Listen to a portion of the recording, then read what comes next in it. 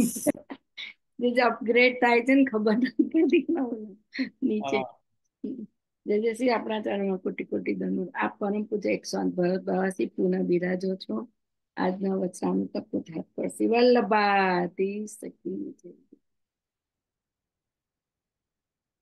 नमो भगवते तस्मै कृष्णाय अद्भुत कर्मणि रूप नाम विभेदेन जगत क्रीडति यो यतः। स्वामिनी भाव गौरस्य स्वस्वरूपं प्रपश्यत कटाक्षैर्विठ्ठलेशस्य श्यामता चित्रितं वपु स्वस्मिन् उभय भावेन स्वेषामुभय रूपतां स्पष्टं बोधयितुं गौरश्याम श्री विठ्ठलेश्वर सौंदर्यं निजगतं प्रकटितं श्रीगूढभावात्मकं पुंरूपञ्च पुनस्तदन्तर्गतं प्रादिविशत्स्वप्रिये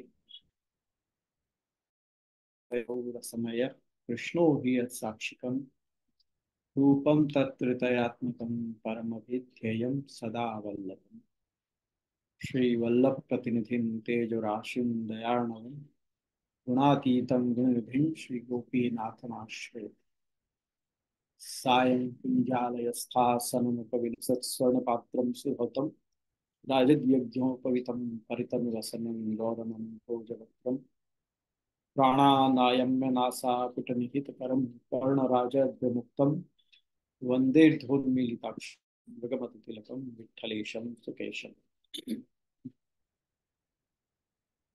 यहाँ उपस्थित आप सभी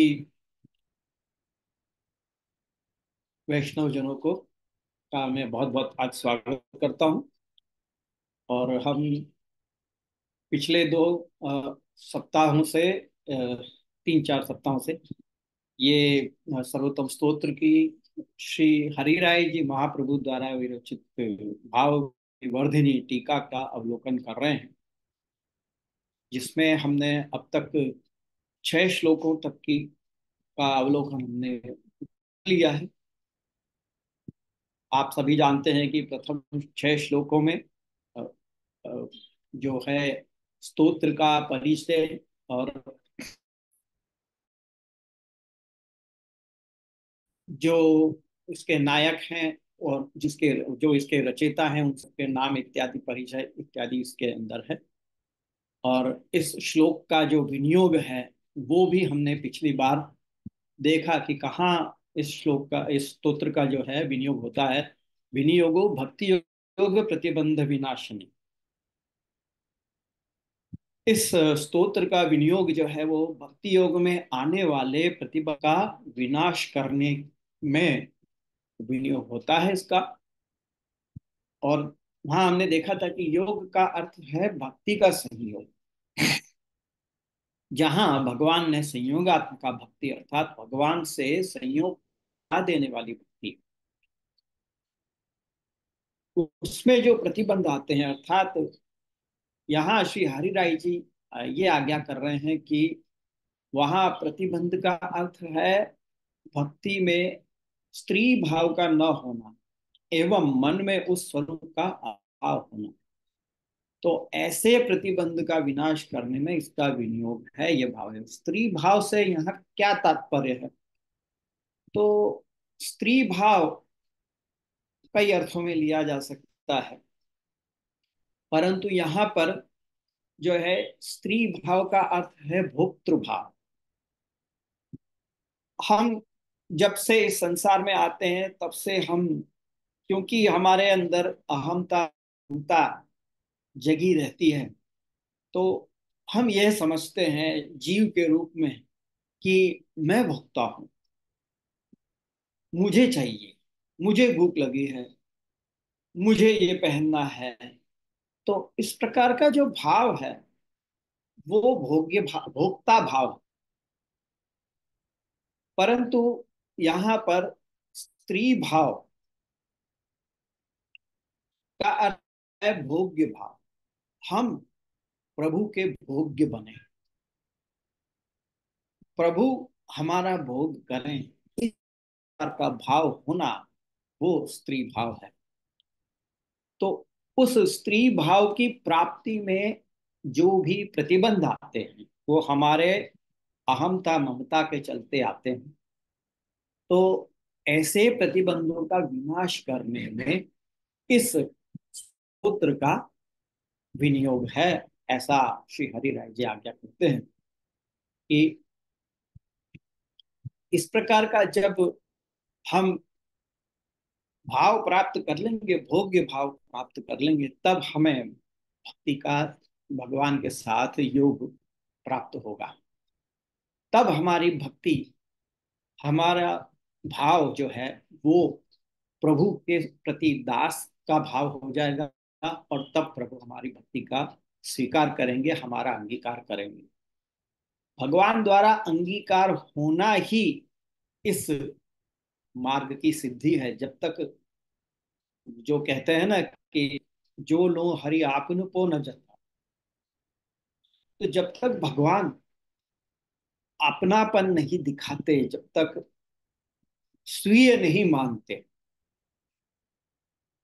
श्री महाप्रभु जी भी यमुनाष्टक में कहते हैं, प्रियो भवत सेवनात् तव हरेर यथा गोपिका, कि आपके सेवन से हरे है प्रियो भवती, अर्थात हरि के प्रिय हो जाना। तो देखा जाए तो हरि के प्रिय हो जाना, इसका एक गूढ़ अर्थ है। हरि सबको प्रिय है, परंतु हरि किसे अपना प्रिय मानते हैं, वो फल है। तो यहाँ पर वही फल की प्राप्ति के लिए इस स्तोत्र का विनियोग है, ऐसा श्री हरि राय जी आज्ञा कर रहे हैं। यहाँ पर नाशने शब्द के साथ भी उपसर्ग लगाया गया है, जिसका आशय यह है कि पुनः संगाति दोषों के कारण फिर से वो भाव चला न जाए, जो भोग्य भाव है वो चला न जाए। विनियोग कहने के पश्चात आपने इसकी सिद्धि भी कह दी है, कृष्णाधरामृता स्वाद सिद्धिरत्र संशय। कृष्ण के अधरामृत का आस्वाद की सिद्धि होना, वही इसका फल है। तो वही कह रहे हैं कि कृष्ण का जो अधर है उसके अमृत रूप आचार्य चरण है। आचार्य चरणों का आस्वाद अर्थात स्वरूप ज्ञान, आचार्य चरणों के स्वरूप का ज्ञान होना ही इस स्तोत्र के पाठ की सिद्धि है। इस स्तोत्र के पाठ से हमें आचार्य चरणों के स्वरूप का परितः ज्ञान हो जाता है।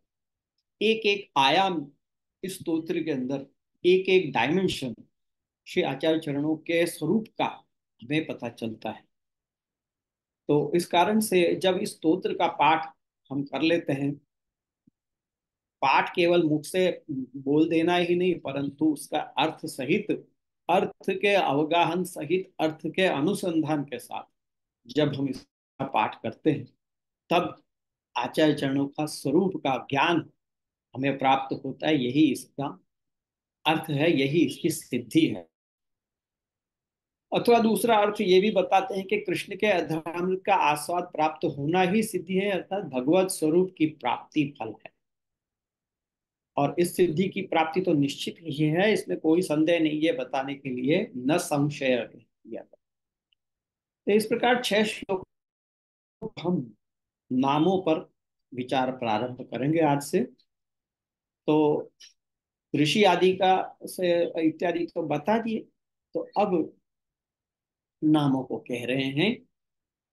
सब सर्वप्रथम नाम है आनंद, या सर्वप्रथम नामों की जोड़ी यदि हम लें तो आनंद, परमानंद, ये दो नाम मुख्य। सर्वप्रथम जब साईं जी ने आचार्य चरणों के स्वरूप का अनुसंधान किया, ध्यान किया, तो आपके मुख से ये दो नाम सर्वप्रथम प्रकट हुए, आनंद, परमानंद।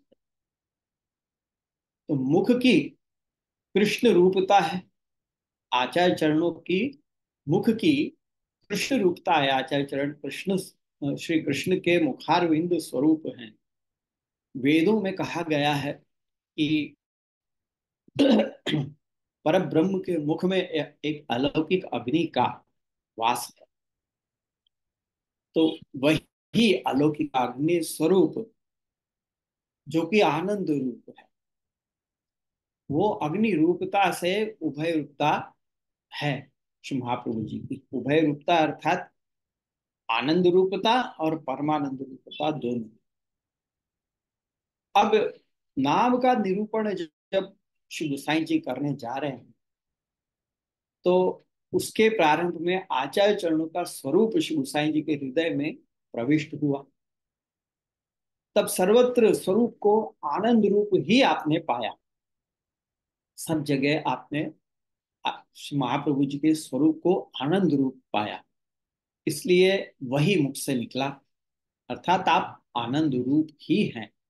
जो रसो वही सह श्रुतियां कहती हैं, वही रस रूप श्री गुसाई जी के हृदय में स्फुरित हुआ। ये जो रस रूप है, ये कोई टेंजेंट वस्तु नहीं है।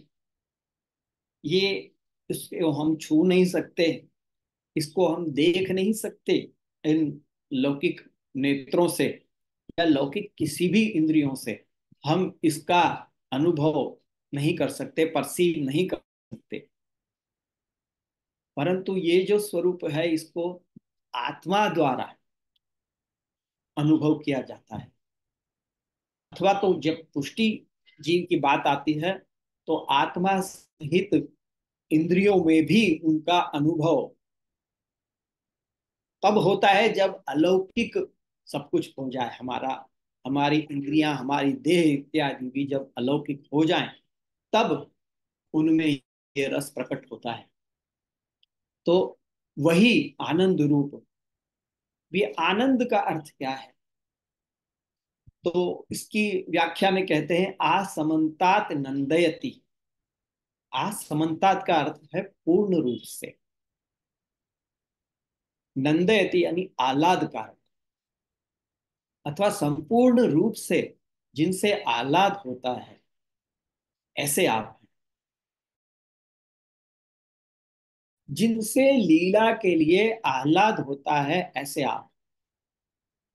वो ऐसे कि नित्य लीला में स्थित आचार्य एवं श्री गोकुलेश दोनों की ही रस लीला में बाल लीला आदि के दर्शन के लिए प्रकट होने से आह्लाद होता है।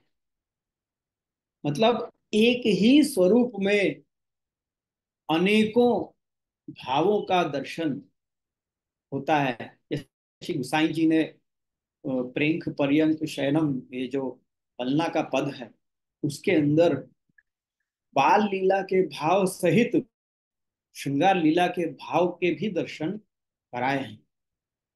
मतलब तोकता वपुषि तव राजते दृशितु मद मानिनी मान हरण।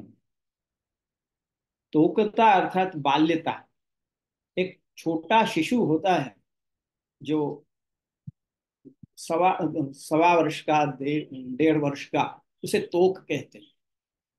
तो तोकता का अर्थ है बाल्यपन। तोकता वपुषि, वपुषी अर्थात आपके स्वरूप में बाल्यपन विराजित है। तोकता वपुषी राजते दृशितु।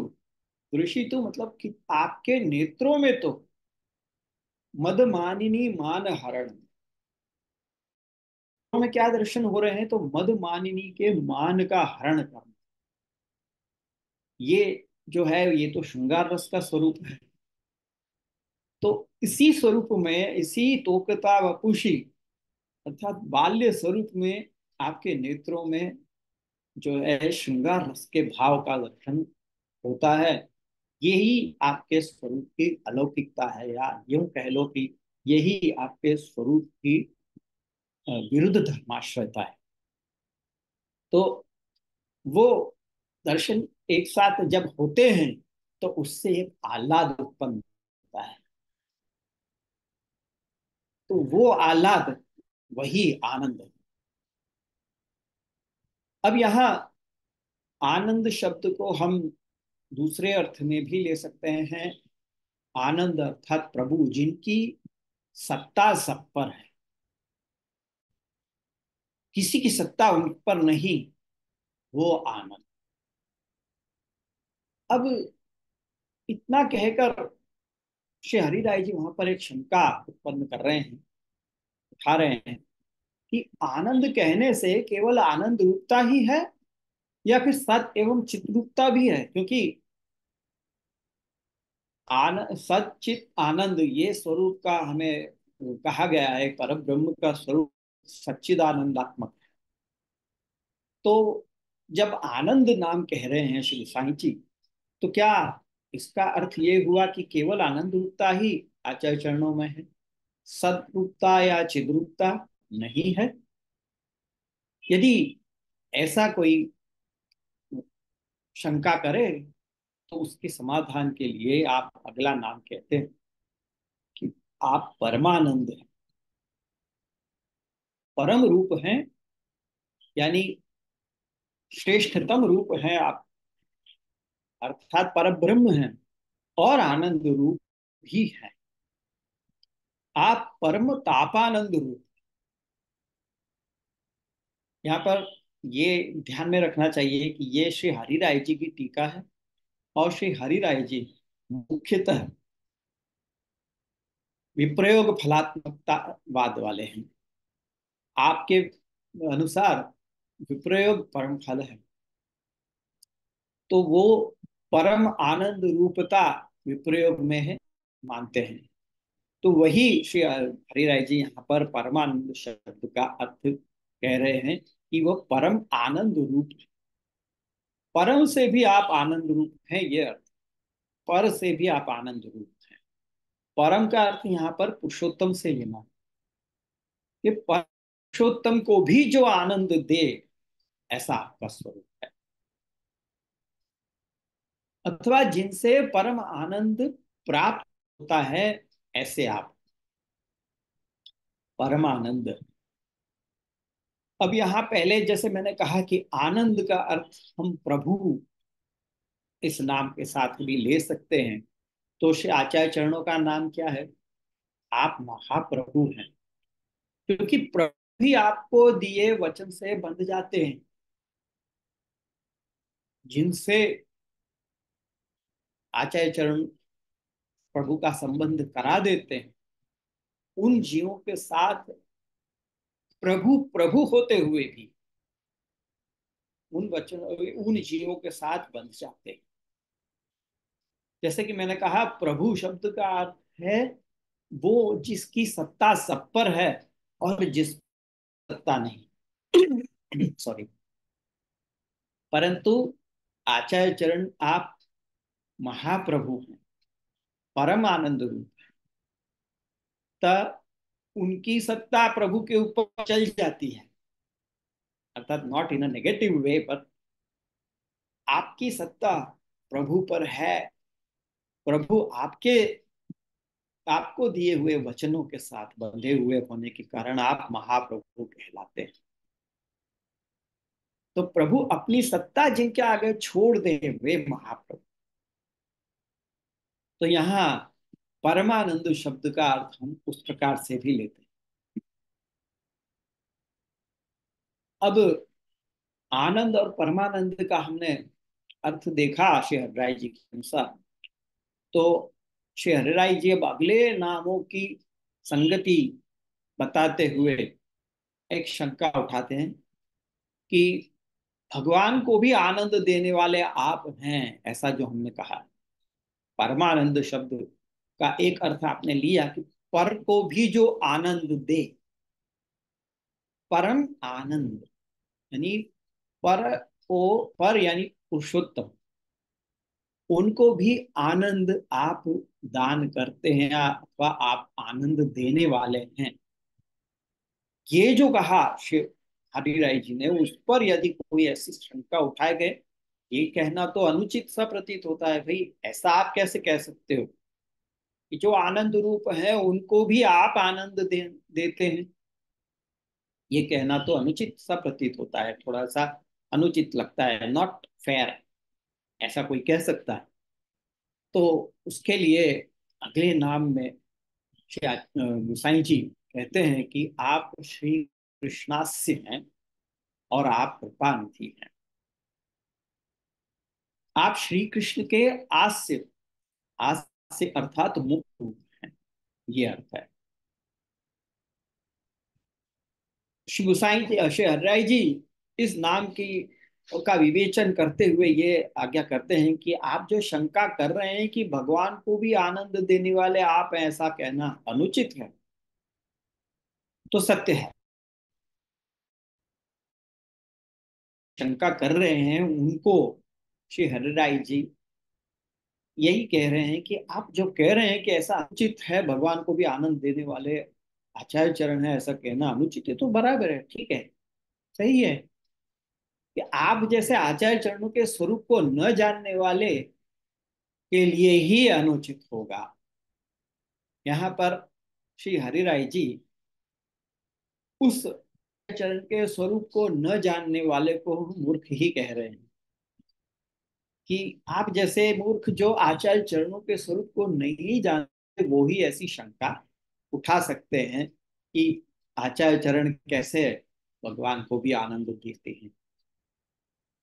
क्योंकि जो विद्वान हैं उनके लिए तो ये अनुचित नहीं है, जो जानते हैं आचार्य चरण के स्वरूप को उनके लिए तो अभी भी नहीं है। क्योंकि स्वरूप में दर्शनीय तो मुख ही होता है, इसलिए ऐसा कहा है। आप सबसे पहले ये समझो कि आचार्य चरण श्री गुसाई श्री महाप्रभु जी जो हैं वो प्रभु के मुखारविंद स्वरूप, यह हमने श्री कृष्णास्यम देवता च में भी देख लिया है कि श्री कृष्ण के आस्य स्वरूप जो हैं वही इस स्तोत्र के देवता हैं। तो स्वरूप को आप कैसे जानोगे, किसी के भी स्वरूप को फॉर दैट मैटर आप कैसे जानोगे? आप मुख देखकर ही तो पहचानते हो। जब तक मुख नहीं दिखेगा तब तक आप व्यक्ति को पहचान सकते हो केवल हाथ देखकर, या केवल पैर देखकर, या अंग का कोई भी दूसरा उनके शरीर का कोई भी दूसरा भाग देखकर, कंधा देखकर, पीठ देखकर तो नहीं आप पहचानते। आप पहचानते कैसे हो? आप पहचानते हो मुख देख। इसलिए मुख ही जो है वो मुख्य होता है स्वरूप में, दर्शनीय तो वही होता है, उसे देखकर ही लोग पहचानते हैं। और यदि मुखारविंद न होगा तो भगवान अपने भक्तों को अपने अधरामृत का आस्वाद भी नहीं दे पाएंगे। कैसे दे पाएंगे? अधरामृत का स्वाद तो मुख से ही मिलता है ना। उनको कटाक्ष आदि का सुख भी नहीं दे पाएंगे। कटाक्ष दर्शन जो है वो नेत्रों से प्रभु जब अपने भक्तों की ओर करते हैं तो उससे भक्तों को सुख प्राप्त होता है। ये हम भी कीर्तनों में भी इस बात को समझा है कई जगह पर। और यहाँ अपने अपने यहाँ नेत्र भी जो नेत्रालंकार धराए जाते हैं प्रभु को, वो भी ऐसे कटाक्ष वाले धराए जाते हैं, वो ज्यादा अधिक सुंदर प्रतीत होते हैं। तो ये सब जो कटाक्ष आदि का सुख है वो मुख नहीं होगा तो कैसे दे पाएंगे? और स्वयं के दर्शन का सुख भी नहीं दे पाएंगे। इसलिए आचार्य चरणों की आस्य रूपता है, ये भाव है। यानी आचार्य चरण जब पधारते हैं तो प्रभु के स्वरूप का हमें ज्ञान हो। जब तक प्रभु के स्वरूप का ज्ञान नहीं होगा तब तक हमारे अंदर भक्ति का जो बीज है वो अंकुरित नहीं होगा। भक्ति का बीज तो है, परंतु प्रभु के स्वरूप का ज्ञान न होने के कारण वो भक्ति का बीज जो है वो अंकुरित नहीं होता। तो आचार्य चरण प्रभु के मुखारविंद रूप है। प्रभु चरणों ने वल्लभाष्टक की चौथी कारिका में भी कहा है, यस्मादस्मिन् स्थितो यः किमपि कथमपि क्वाप्युपाहर्तुमिच्छत्यद्धा तद्गोकुलेश स्वदन कमले चारुहासे करोति। यानी इस मार्ग में स्थित जो कोई भी किसी प्रकार भी कुछ भी उपाहर अथवा तो भोग धरने की इच्छा करता है, वो भोग श्री गोकुलेश साक्षात अपने मुख कमल में, और वो भी कैसे मुख कमल में, चारु हासे मुख कमले, यानी सुंदर हास्य वाले मुख कमल के भीतर पधराते हैं। सो वदने कमले चारु हासे करोति, यानी वहां पर चारु हासे कहकर ये भी बताया कि प्रसन्न होकर आप आरोपते हैं। तो यही आचार्य चरणों की आस्य रूपता। आचार्य चरणों के प्राकट्य के बिना कहीं भी भगवत भोजन आदि साक्षात नहीं हुआ है। अन्य मार्गों में साक्षात भोजन तो होता ही नहीं, केवल नेत्रों द्वारा भोजन होता है।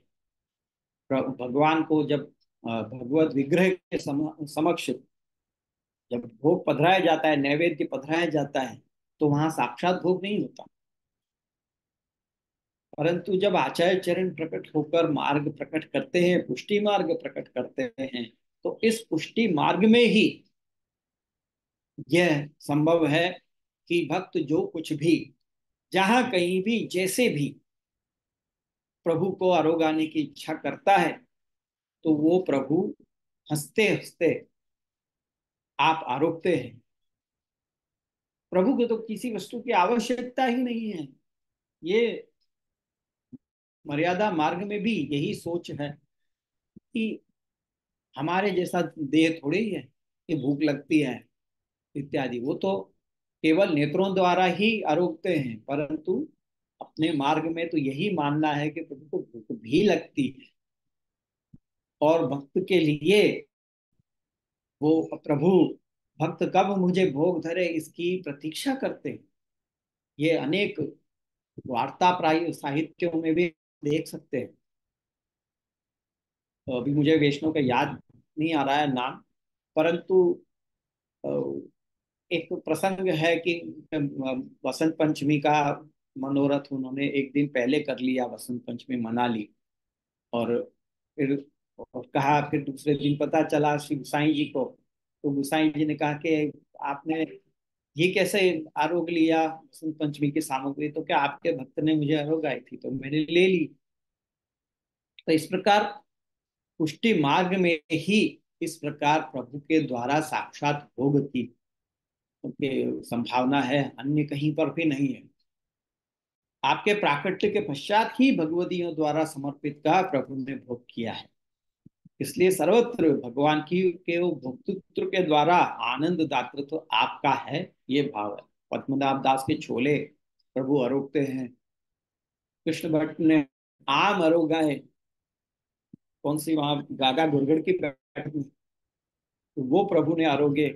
इस प्रकार अनेक प्रसंग है जहां पर प्रभु द्वारा, भक्तों के द्वारा समर्पित भोग का आप साक्षात अंगीकार करते हैं। तो रामदास के जो है वो जली भी आरोगी आपने, जो आपके मुख में लगी रह गई। श्री महाप्रभु जी ने देखा तो पूछा। तो इस प्रकार अनेक प्रसंग हैं कि जहां हम देख सकते हैं कि प्रभु द्वारा साक्षात भोग का अंगीकार किया जाता है। तो ये आप साक्षात कैसे आरोगते हैं, इस कारण से, इसका हेतु क्या है, तो कहते हैं अगला नाम, क्योंकि आप कृपा निधि हैं। आप कृपा की निधि हैं। निधि का अर्थ होता है भंडार। तो जहां कृपा भंडार भरा हुआ है, कृपा का, वो ऐसे आप हैं। हास्य रूप से प्रकट होते हुए जिस प्रकार मुख का सौंदर्य है, उसी प्रकार यहाँ संपूर्ण ही स्वरूप में आपने ऐसा सौंदर्य प्रकट किया कि जिससे आपके सखी जन प्रत्येक अंग में उसका भाव कर सके। तथा आप में कृपा निधित्व है, ये भाव आप कृपा करते हैं। तो भक्तों को प्रभु कृपा कर संपूर्ण अपने स्वरूपानंद का दान करते हैं। इसलिए आप कृपा निधि हैं, इसलिए ये हो सकता है। यदि आप में कृपा निधित्व न हो तो ये संभव नहीं है। अथवा श्री हरिराय जी कृपा निधि शब्द का और भी अर्थ करते, आप आज्ञा करते हैं कृपा करने वाले कृप भगवान। यहाँ पे भगवान कृपा करने वाले हैं, इसलिए आपको कृप कहा गया। तो कृपा करने वाले भगवान की निधि आप हैं, अर्थात आप कृपा निधि हैं। वे भगवान की जो कृपा करते हैं उसकी निधि आप हैं, ये अर्थ है। अथवा कृपा रूप जो स्वामी जी हैं, कृपा का एक और अर्थ कर रहे हैं कि कृपा का अर्थ है स्वामी जी। उनका निधि अर्थात स्वरूप आप हैं, श्री स्वामी जी का स्वरूप है। पहले बताया भगवान का स्वरूप, अब कृपा निधि का अर्थ श्री हरिराय जी बता रहे हैं, आप स्वामी जी स्वरूप। अथवा कृपा की निधि, अथवा अर्थात भंडार रूप आप। श्री हरिराय जी एक एक अक्षर का अर्थ स्पष्ट करते हैं, अनेकों आयाम उसके अंदर, अनेकों डायमेंशन दिखाते हैं। तो यहाँ कृपा निधि शब्द का भी दूसरा भी अर्थ और क्या क्या निकलता है वो सब आपने अपनी विवेचन में बताया है। जैसे कृपा शब्द में दो अक्षर हैं, कृ और पा। तो कृ शब्द कृष्ण का सूचक है, तो पा को रक्षण के अर्थ में लिया जा सकता है। कृपा अर्थात कृष्ण के द्वारा रक्षित।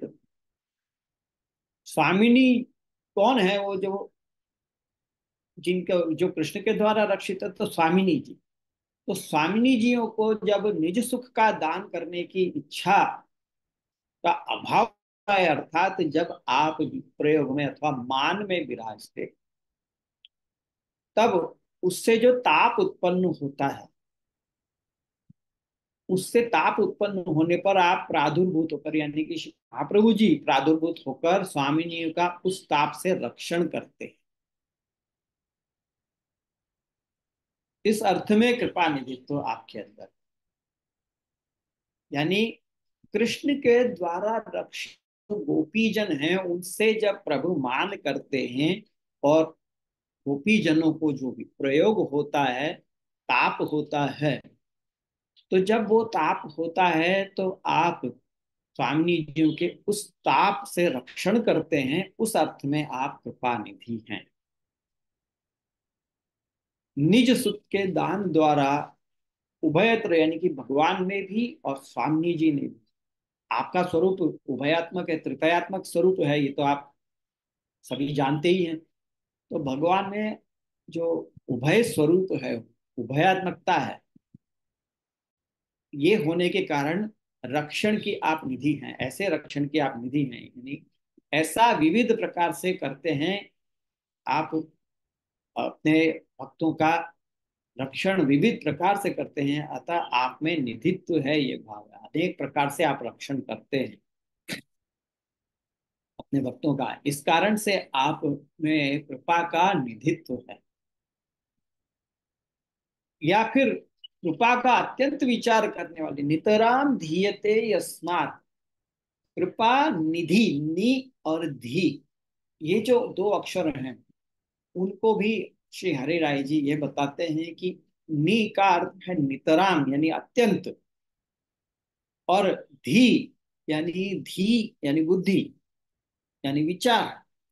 तो कृपा का अत्यंत विचार करने वाले हैं, किस प्रकार से मैं जीव पर कृपा करूं इसका सदैव विचार करते रहते हैं, अतः आप में कृपा का निधित्व है, तो इसलिए आप कृपा निधि हैं। तो ऐसे श्री हरि राय जी कृपा निधि शब्द का अलग अलग प्रकार से अर्थ करते हुए उसका विवेचन करते हैं कि आप कृपा निधि हैं। अब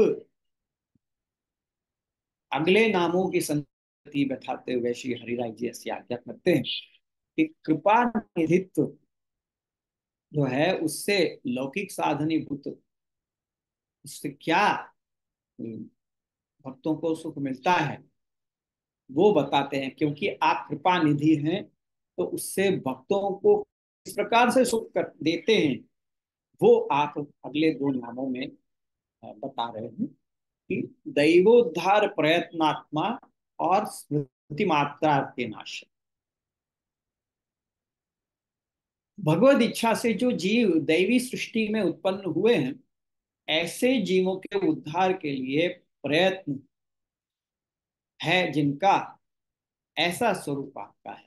दैव उद्धार प्रयत्न आत्मा, यानी दैवी जीव, दैवी सृष्टि में उत्पन्न जीवों का उद्धार करने के लिए, के प्रयत्न के लिए ही जिनका स्वरूप है, जिनका प्राकट्य है, ऐसे आप हैं।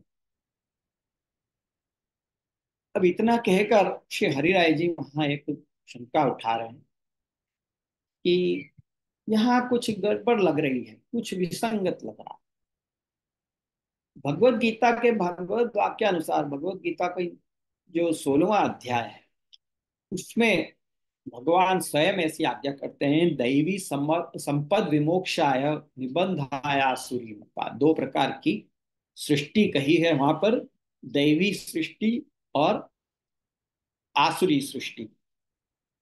और दैवी सृष्टि किस लिए है, तो वहां भगवान आज्ञा करते हैं दैवी संपद विमोक्षाय। दैवी संपत्ति जो है वो मोक्ष के लिए उसका उपयोग होता है, अर्थात दैवी संपत्ति मोक्ष के लिए होती है। तो जब वो मोक्ष के लिए ही होती है तो उनके उद्धार का प्रयत्न भला क्या करना। वो तो वैसे भी दैवी है, तो उनका तो अल्टीमेटली मोक्ष होना ही है। तो वो तो उसके समाधान में शहरराज जी आगे करते हैं कि दैवी सृष्टि भी दो प्रकार की होती है। जो जीव मर्यादा मार्गीय दैवी सृष्टि में उत्पन्न हुए हैं उनका तो उद्धार हो ही जाएगा, परंतु जो पुष्टि मार्गीय भगवत सृष्टि में उत्पन्न हुए हैं उनका अधिकार तो भगवान की सेवा में ही है, न कि मोक्ष में।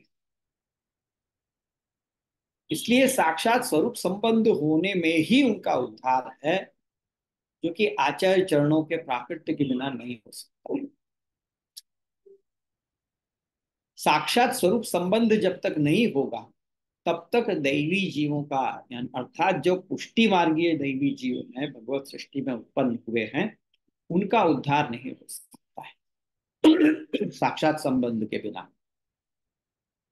जैसा कि दशम स्कंद के 26वें अध्याय में द्वितीय श्लोक में कहा है, रास पंचाध्याय का श्लोक है, सचर्षणी नाम उदगात शुचो हरण प्रिय प्रिया इव दीर्घदर्श। अर्थात अपने प्रिय के दर्शन के अभाव में जो प्रियाएं यानी गोपीजन सर्वत्र परिभ्रमण करते हुए घूम रही थी, उनके शोक को अपने उदय द्वारा दूर करने वाला चंद्रमा उदित हुआ। ये दास पंचाध्याय के प्रथम श्लोक में कहा गया है।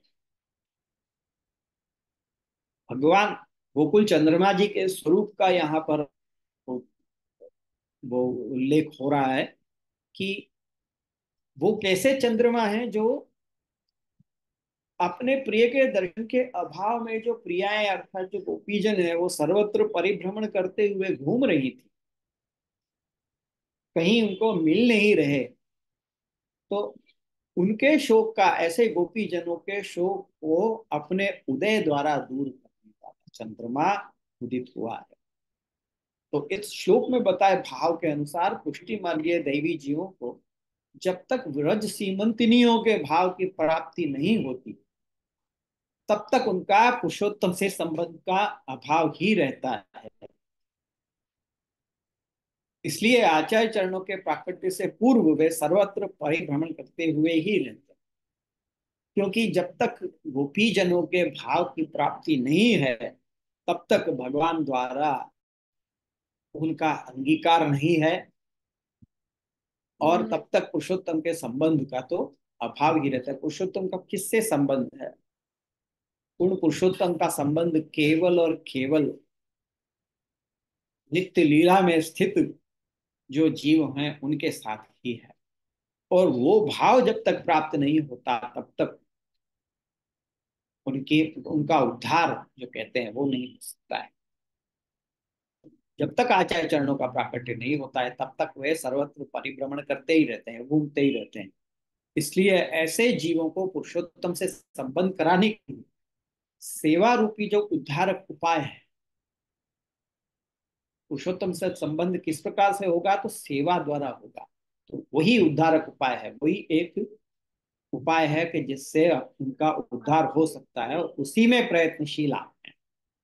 आप उसी में प्रयत्नशील रहते हैं कि किस प्रकार जीव को जीव का प्रभु के साथ संबंध कराया जाए और उसे सेवा में लगाया जाए। जिनको आनंद रस रूप का अनुभव मिलना चाहिए, वे आनंद रूप हो जाने में तो कोई रुचि नहीं रखते। मोक्ष उनको तो नहीं चाहिए। दैवी संपद विमोक्षा है, ये जो कहा, तो वहां पर तो मोक्ष में क्या होता है? मोक्ष में जीव उसी आनंद में लीन हो जाता है, उसी वही आनंद रूप हो जाता है, बिना उसका अनुभव किए। आनंद रूप हो जाना और आनंद का अनुभव करना, ये दोनों अलग वस्तु हैं। तो आनंद रूप हो जाने में उनको तो कोई रुचि ही नहीं है, कि जिनको आनंद रस रूप का अनुभव चाहिए, या जो उस आनंद रस का अनुभव करने के लिए ही जिनकी सृष्टि हुई है, उनको तो आनंद रूप हो जाने में कोई रुचि नहीं होगी। तो जब तक वो प्राप्त नहीं होता तब तक वो भटकते रहते हैं। आचार्य चरण ही उनको सुखदान कर सकते हैं। अतः भूतल पर प्राकट्य लेकर उसी के लिए प्रयत्नशील रहते हैं। आचार्य चरणों ने दैवी जीवों के उद्धार के लिए ही 3 बार पृथ्वी परिक्रमा की, सुबोधनी जी का प्रकाशन किया, भागवत का पारायण किया, शास्त्रार्थों में विजय प्राप्त की। ये सब किस लिए किया? ये सब दैवी जीवों के उद्धार के लिए ही तो किया, पुष्टि मार्गीय दैवी जीव उद्धार के लिए। इसलिए दैवो दैवोद्धार प्रयत्नात्मा आप ही हैं।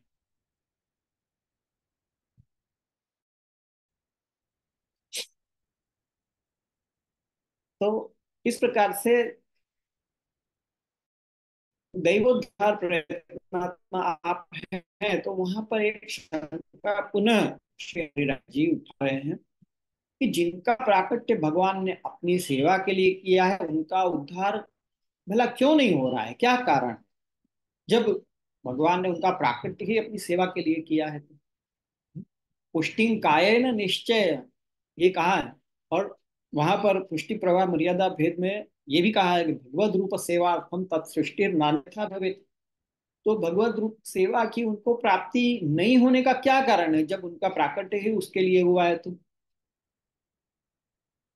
उसके समाधान में कहते हैं कि हाँ सही है, उनका सृजन ही भगवान की सेवा के लिए है, परंतु भगवान ही लीला में सर्व सामग्री संपादित करते हुए रमण करें, ये तो रस विरुद्ध बात हो जाएगी ना। कि स्वयं ही सब कुछ करें, सारी सामग्री संपादित करें और स्वयं ही सब करते रहें, तो ये तो रस विरुद्ध बात हो जाएगी। जैसे लौकिक में अपने भृत्यों का, यानी अपने दासों का रक्षण स्वामी करते हैं, परंतु पहले वे सेवक तो बने, उसके बाद रक्षण होगा। ये आचार्य चरण का प्राकट्य की बात हो रही है, न कि सारस्वत में प्रभु के सब प्राकट्य की। वहां दूसरी बात हो जाती है कि वहां पर तो आप स्वयं प्रमेय बल द्वारा जीवों को अपने साथ जोड़ते हैं, और सब कुछ स्वयं प्रभु ही करते हैं। ये सारस्वत कल्प की बात है, सभी कल्पों की नहीं, सभी युगों की बात नहीं है ये। जो कलियुग में सामान्य ये जो जीव के बीच में जब पुष्टि जीवों का भी जन्म होता है, तो उनको कैसे प्रभु की प्राप्ति होगी, प्रभु की सेवा की प्राप्ति होगी? भले ही उनका सेवा के लिए प्राकट्य है, परंतु उनको प्राप्ति होगी कैसे? जब वो शरण में आएंगे, पहले शरण में तो आने चाहिए। तो उसके बाद रक्षण होगा। सुबोधनी की प्रारंभिक कारिका में भी ये कहा गया है कि अर्थम तस्य विवेचितो नहीं विभुर वैश्वानरात् वाक्पते।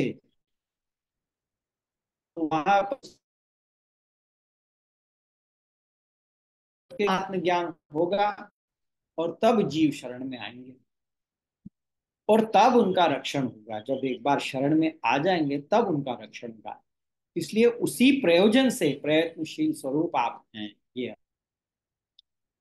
कि किस प्रकार से, क्या करने से प्रभु को, क्यों जीव शरण में नहीं आ रहे हैं? क्योंकि संसार में आ जाने के कारण, अहमता ममता से लिप्त हो जाने के कारण वो अपना प्रयोजन भूल गए हैं।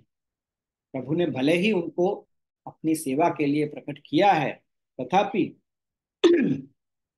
कलियुग के कारण और अहमता ममता इत्यादि के कारण आप प्रभु के स्वरूप को जानते ही नहीं, महात्म ज्ञान ही नहीं। तो श्रीमद् भागवत के गूढ़ अर्थ का जब आचार्य चरण प्रकाशन करेंगे, तब जीव शरण में आएंगे और तब उनका रक्षण होगा। इसलिए उसी प्रयोजन से प्रयत्नशील स्वरूप आप हैं, ये अर्थ है आपका।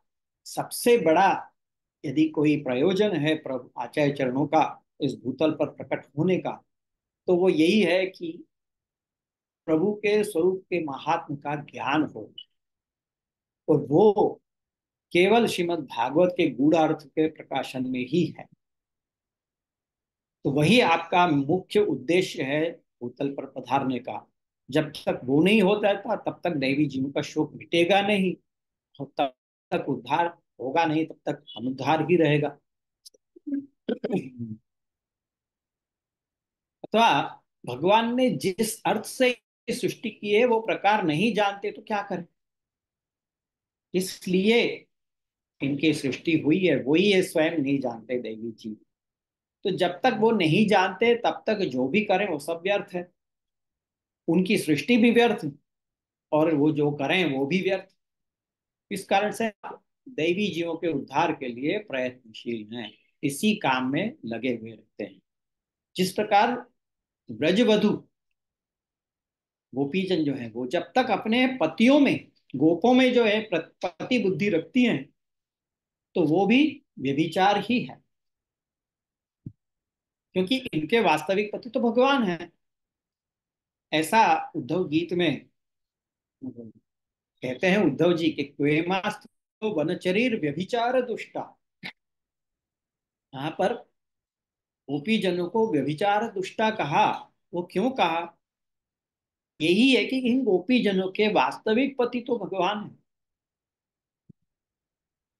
परंतु संसार में आए होने से जिनसे इनका विवाह हुआ है, उन पतियों को वो अपना पति मानकर बैठी हैं, इसलिए वो व्यभिचार, अपने वास्तविक पति को छोड़कर अन्य में पति की बुद्धि रखना ही व्यभिचार।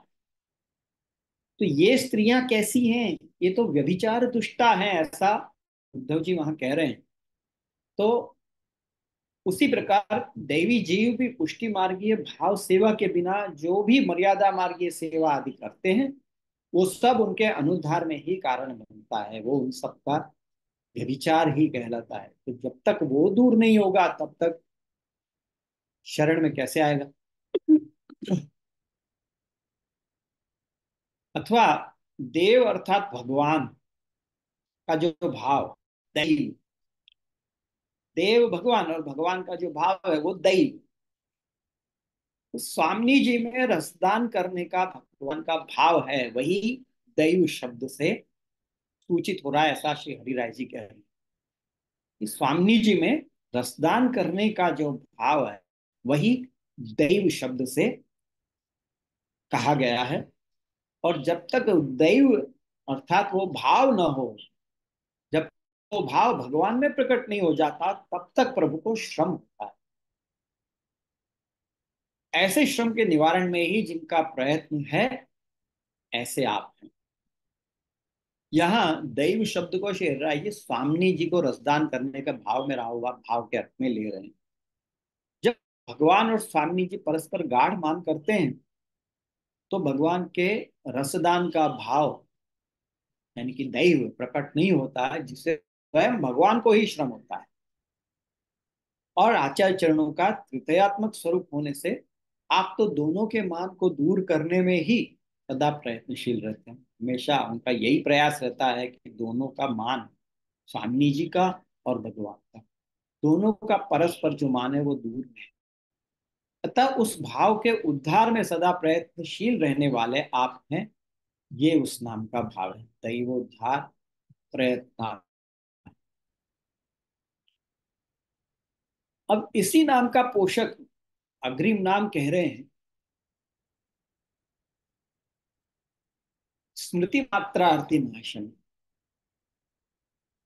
मतलब आप दैवोद्धार प्रयत्नात्मा हैं, इसलिए स्मृति मात्रार्थी नाशन है। अर्थात आप अपने स्मरण मात्र से ही आरती का नाश कर देते हैं। यहाँ स्मरण मात्र जो कहा है उसने ये बताया कि आप किसी साधन की अपेक्षा नहीं रखते, स्मरण मात्र, केवल स्मरण करने से भी आरती का नाश हो जाता है। तो ये क्यों कहा केवल स्मरण करने से? तो इसका मतलब ये है, इसका तात्पर्य ये हुआ कि और किसी साधन की आपको अपेक्षा नहीं है, कोई एक्सपेक्टेशन नहीं है कि आप कोई दूसरा साधन करें और फिर आरती का नाश हो। केवल स्मरण में से भी आरती का नाश आप कर देते हैं, अथवा स्वयं आप उनका स्मरण करते हैं जिससे उनकी आरती का नाश हो जाता है। आप स्वयं ही उनका स्मरण कर लेते हैं। इस नाम में मात्र के कथन द्वारा ये बताया कि जिस प्रकार भगवान ब्रजजनों की आरती का स्वतः नाश कर देते हैं, उसी प्रकार आप भी भक्तों की आरती का नाश कर देते हैं। अब इसमें महाप्रभु जी के एक चरित्र का हमें स्मरण होता है। हरिहर क्षेत्र की बैठक में जो आपने वो चरित्र प्रकट किया था कि गंगा जी और गंडकी नदी के संगम जहां पर है, वहां पे ये हरिहर क्षेत्र है। वहां भगवान दास के घर में आपने श्री महाप्रभु जी ने, आप वहां पे अखंड आप विराजते हैं। ऐसा कहा जाता है कि काशी में जब आपने आसो व्यामो लीला दिखाई थी, तब वैष्णव को बहुत दुख हुआ और सब मिलके भगवान दास के घर आए और तब सब वृत्तांत कहा। तब भगवान दास ने बैठक का टेरा खोला और कहा कि सब सब लोग साक्षात देख लो, वो कहाँ गए हैं, वो तो यहीं विराज रहे हैं। तो सबको साक्षात आचार्य चरण के दर्शन हुए। ये बात भगवान दास की वार्ता में लिखी है। और जब भगवान दास के घर से आचार्य चरण चलने चलने का नाम लेते, तभी भगवान दास को मूर्छा आ जाती, ऐसा उनकी वार्ता में कहा गया है। तो जगन्नाथ जी तक आपके संग रहते और तब आपने कहा कि अब तुम घर को जाओ। तो मेरी लौकिक निंदा होगी कि भाई तुम साथ में सब जगह लेके जाते हैं, ऐसा मेरी लौकिक में निंदा होगी। आचार्य चरण तो अधिक ज्यादा वो ऐसी सबसे दूर ही रहते थे। तो मेरी पादुका जी ले जाओ, ये चौतरा पे तुम जहाँ पे जप करते हो वहां पे पधरा देना, तो मैं तुमको वहां सदा दर्शन दूंगा। तो भगवान दास अपने घर आए और वो चौतरा के ऊपर आचार्य चरण के नित्य दर्शन करते। तो इस प्रकार से ये चरित्र में आपने अपना स्मृति मात्रार्थी नाशनम को दिखाया। तो इस प्रकार से यहाँ हुआ। तो परंतु अब अगले नाम की उत्थानिका में पूछते हैं कि उन पूर्वोक्त नामों के भाव का कथन आप ही कर रहे हो या भगवान द्वारा भी विचारित? ये जो पहले के नाम कहे, आनंद, परमानंद, श्री कृष्णास्य, कृपा निधि, दैवोद्धार प्रयत्नात्मा, स्मृति मात्रार्थ नाशन, ये सब जो नाम के भाव का जो आप कह रहे हो, वो आप ही कर रहे हो, यानी कि श्री साईं जी ही कर रहे हैं, या भगवान द्वारा भी विचारित है, भगवान ने भी कर रखा है उनका? तो उसके दूर करने के लिए समाधान में अगला नाम कहते हैं श्री भागवत गूढ़ार्थ प्रकाशन परायण। श्री भागवत का जो गूढ़ अर्थ है उसके प्रकाशन अर्थात सर्व भाव सहित कथन में परायण आप। भगवान द्वारा ही विचारित है। ये जो नामों के भाव हैं वो सब भगवान द्वारा ही विचारित है, परंतु उसे गूढ़ रूप से समझना और प्रकाशित करना, ये दोनों ही भगवत स्वरूप के बिना किसी के लिए संभव नहीं। ये सब भगवान ने विचार किया, इसीलिए तो आचार्य चरणों को भेजा भूतल पर। भगवत स्वरूप के बिना तो किसी के लिए यह संभव नहीं है, क्योंकि उसका ज्ञान ही नहीं हो सकता है। आपका स्वरूप आप ही जानते हैं, आप ही बता सकते हैं अपना परिचय, और तो कोई कैसे बता सकता है कि आपका स्वरूप क्या है? क्योंकि आपका इतना गूढ़ स्वरूप है कि यहाँ तक कि श्रुतियां भी कह देती हैं न इति न इति। तो फिर और किसी का सामर्थ्य तो कहाँ से होगा। तो उसी गुणार्थ के प्रकाशन में आप परायण हैं, ये अर्थ है। यदि नहीं किया तो आप तत्व तो नहीं होगा। आप जब तक अपना नहीं मानेंगे तब तक प्रकाशन ही नहीं कर पाएंगे। किसके आगे हम प्रकाशित करते हैं अपने मन का भाव, हम किसके आगे करते हैं। लौकिक में भी अपने मन का जो गूढ़ भाव होता है, चाहे वो लौकिक ही सही, जो हम किसी के आगे प्रकट नहीं करते हैं, पर कोई एक ऐसा सखा, कोई एक ऐसा आत्मीय होता है जिसके आगे हम कहते हैं। तो पता चलता है ना कि उन दोनों में कितनी निकटता है, दो व्यक्तियों में। जब वो अपने एकदम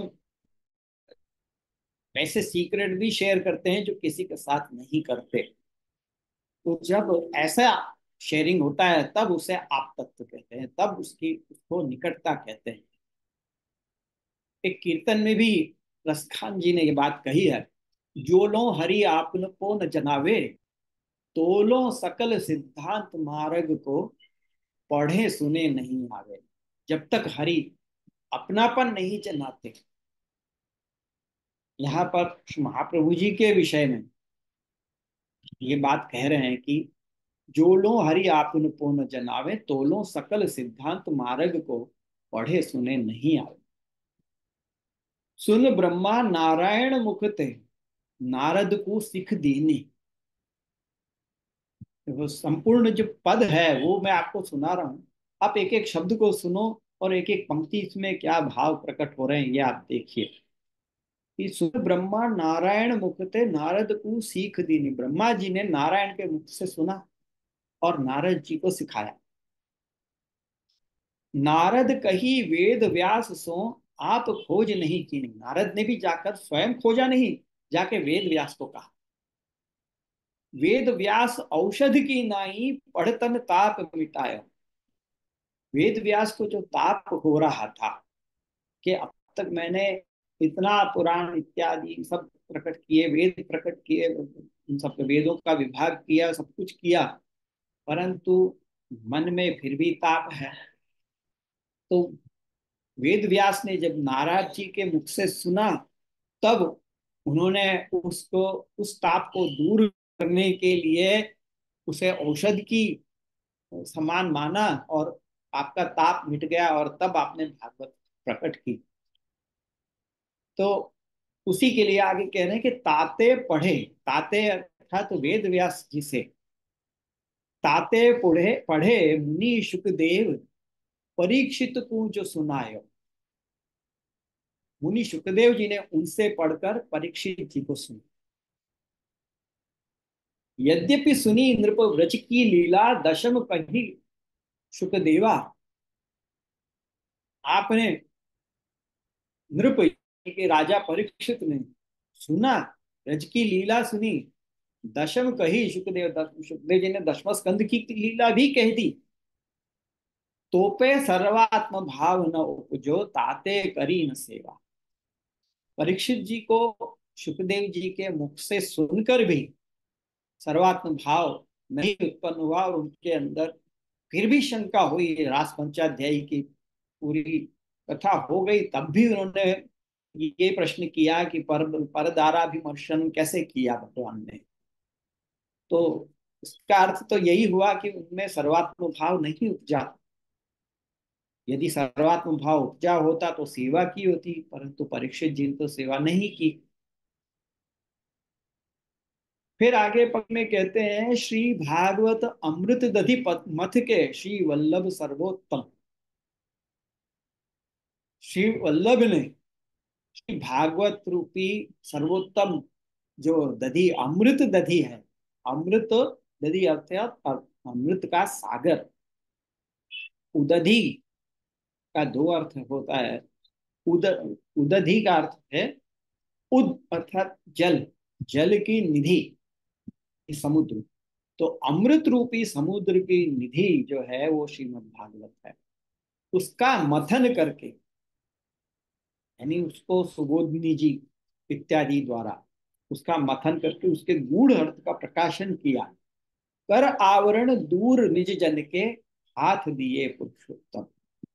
तो ये जो अज्ञान का आवरण था, भगवान के स्वरूप को न जानने का जो आवरण था, अज्ञान का जो आवरण था, वो दूर किया। प्रभु के स्वरूप का जो महात्म्य है वो बताया। निज जन के हाथ दिए पुरुषोत्तम, उनका अज्ञान दूर करके उनके हाथ में पुरुषोत्तम थमा दिए। सेवा साज श्रृंगार सुभग रस खान पान प्रकटायो। ये जो महाप्रभु जी ने, आचार्य चरणों ने सेवा साज श्रृंगार इत्यादि का जो मार्ग प्रकट किया, जिसमें सेवा, आपके साज श्रृंगार इत्यादि सब कुछ होता है, तो वो सब किसके लिए? यहाँ रसखान जी स्वयं के लिए कह रहे, रसखान पान प्रकटायो, यानी रसखान जैसे मुझ जैसे जीवों के पान करने के लिए ये सेवा रूपी भक्ति रूपी रस प्रकट किया है। वृंदावन निकुंज की लीला हरि जीवन स्वाद चखायो। वृंदावन निकुंज की लीला को हरि भगवान ने आचार्य चरण के स्वरूप में जीवों को उस लीला का स्वाद चखाया। तो ये कब होगा? जब भगवान आचार्य चरण या प्रभु अपना मानेंगे, तब ये हुआ ना। भगवान ने जीवों को अपना माना, इसलिए आचार्य चरणों को प्रकट किया। तो इसलिए ये कहा कि जोनो हरि आपन को न जनावे, तोनो सकल सिद्धांत मार्ग को पढ़े सुने नहीं आवे। तो इसीलिए आप जो है वो गूढ़ अर्थ के अनुसार भगवत भजन के प्रकाशन में आप परायण। भगवान का भाव जो है, भागवत जो है वो पुष्ट्यात्मक है। भागवत भी पुष्ट्यात्मक है। प्रभु कृपा करना चाहते थे, इसलिए भागवत का प्रकट केवल परीक्षित पर ही नहीं, परंतु कलयुग के सभी जीवों पर कृपा करनी थी। वो भगवान का भाव जो है वो भागवत के रूप में प्रकट हुआ है, और उसके गूढ़ अर्थ के अनुसार भगवत भजन का प्रकाशन करने में ही आप परायण। श्री भागवत गूढ़ार्थ प्रकाशन परायण, अथवा श्री भागवत में गूढ़ रूप से है भगवान है, उन्हीं के अर्थ के लिए, उन्हीं के लिए जिनका प्रकाशन अथवा प्राकट्य है। श्री भागवत का गुण क्या है? श्री भागवत का गुण है भगवान, और उन्हीं के प्रकाशन के लिए आपका प्राकट्य, उसी में परायण है आप, ये भाव है। इसलिए श्री भागवत गूढ़ार्थ प्रकाशन परायण,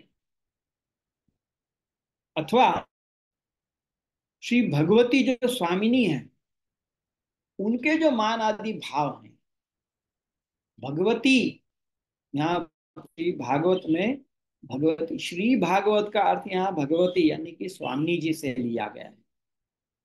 तो स्वामिनी जी के जो मान आदि भाव हैं, उनमें गूढ़ छिपे हुए प्रभु से, उनमें गूढ़ यानी श्री भागवत गूढ़ यानी कि स्वामिनी जी के मान आदि भाव में छिपे हुए प्रभु को प्रकाशित करने में, पुनः मिलाने के लिए परायण आप हैं। ये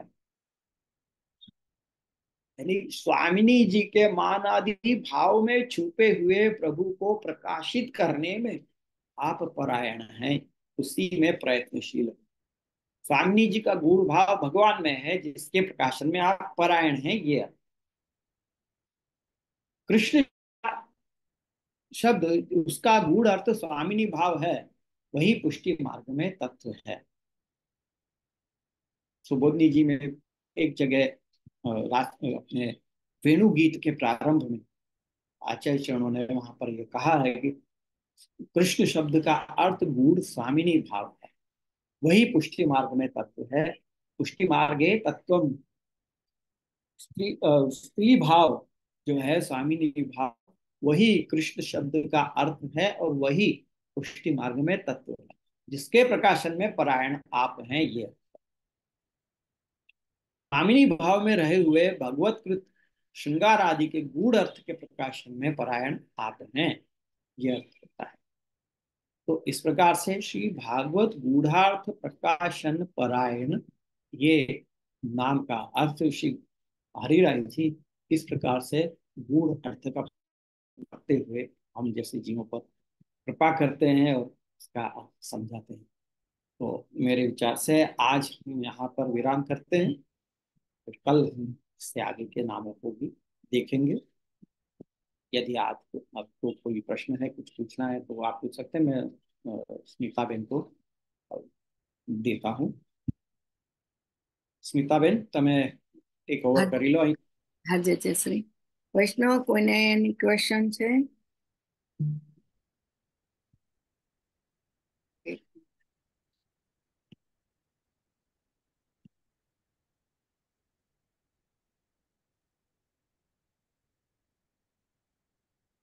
जनरली होते नहीं है तुरंत प्रश्न, शायद हाँ पीछे से। आई नो, ऐसे ही करते। हाँ, कविता बेने हाथ। कविता बेन, कविता बेन बोलो आप। જે દંડવત પ્રણામ। આપે ખૂબ જ સુંદર આજે રસપાન કરાવ્યું। हाँ हाँ 11 ના દિવસે એટલા સુંદર ગુણભાવો બધા બતાવ્યા। કૃપાનો તો સૂત આપે ભાવ બતાવ્યો। તો બસ એ જ કૃપા અમને 4.5 મહિના કોઈ हाँ આચાર્ય દ્વારા અમને વિશેષ નિયમ આપો કે જેથી અમે શ્રી ઠાકોરજીના ભગવત રસથી તરબૂર થઈ જઈએ। આપ આચાર્ય છો એટલે હું આપની પાસે માગી રહી છું, કારણ કે ફલીભૂત વાણી થાય છે હંમેશા। બરાબર। તો વિશેષ કરીને તો શ્રીમદ ભાગવત 10મા સ્કંદનો પાઠ કરવું એ વિશેષ નિયમ તમે અચ્છા આ 4 મહિનામાં લઈ શકો છો।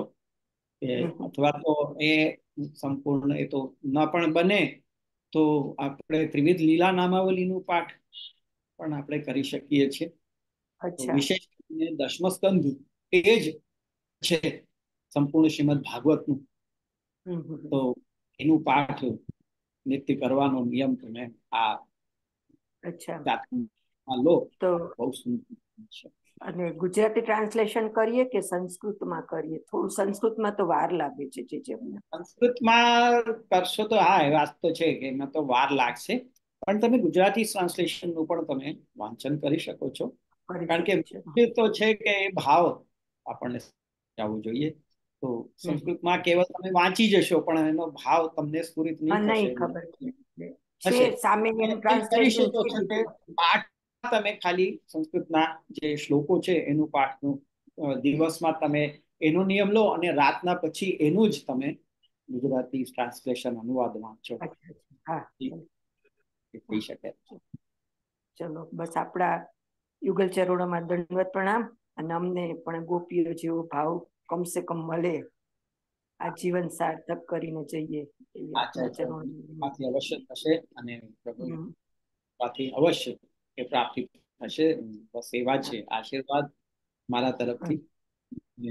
બધા કોઈને કોઈ આવીનો નિયમ અવશ્ય લેજો। મુખ્ય ખાસ એ જ કહેવાનું કે ચાતુર્માસમાં પાઠાદિકનો નિયમ વિશેષ કરીને અવશ્ય કરજો। પાઠાદિક એટલે જે 16 ગ્રંથ એવું કઈ? કોઈ પણ જે તમે નિત્યમાં ન કરતા હો એ સિવાયનું। અચ્છા હા, પાછળના ગ્રંથો અમે નથી કરી શકતા, સંન્યાસની નિરોધ લક્ષણ એ બધા, તો અવશ્ય આપની કૃપા થાય। બસ એવા કોઈ પાઠો જે કે તમે નિત્યમાં ન કરતા હો એવા વિશેષ પાઠ ચાતુર્માસમાં। ચરણોમાં દંડવત પ્રણામ। જુગ જુગ રાજ કરો। જય શ્રી, હું હતા કેનેડા છું, તો એક વૈષ્ણવને ત્યાં અમે ગયેલા ને, તો મને કે ભરત બાવાનો અમે સત્સંગ કરીએ છે દર આપના। હા હા હા, ત્યાં ગ્રુપ ચાલે છે ને, ત્યાં વલ્લભી। તો જાણીને મને બહુ આનંદ થયો। મેં કહ્યું ના હોય તો પછી મેં કહ્યું આ વીકમાં ભરત બા જ પધારવાના ઝૂમમાં, મેં કહ્યું પણ અહીં તો બહુ લેટ છે ને, જે રાતના 1 વાગ્યો ને, એટલે હા હા કેનેડામાં બરાબર। ચાલો બીજું હા બધા કોઈ વૈષ્ણવને છે ક્વેશ્ચન? લાગતું નથી તો વૈષ્ણવને હું ખોલી કાઢું જેજેસી અને આપણે દંડવત પહોંચાડે જેજે. हाँ જેજેસી દંડવત પ્રણામ. हाँ ये बात વૈષ્ણવ ખોલી કાઢો બધા.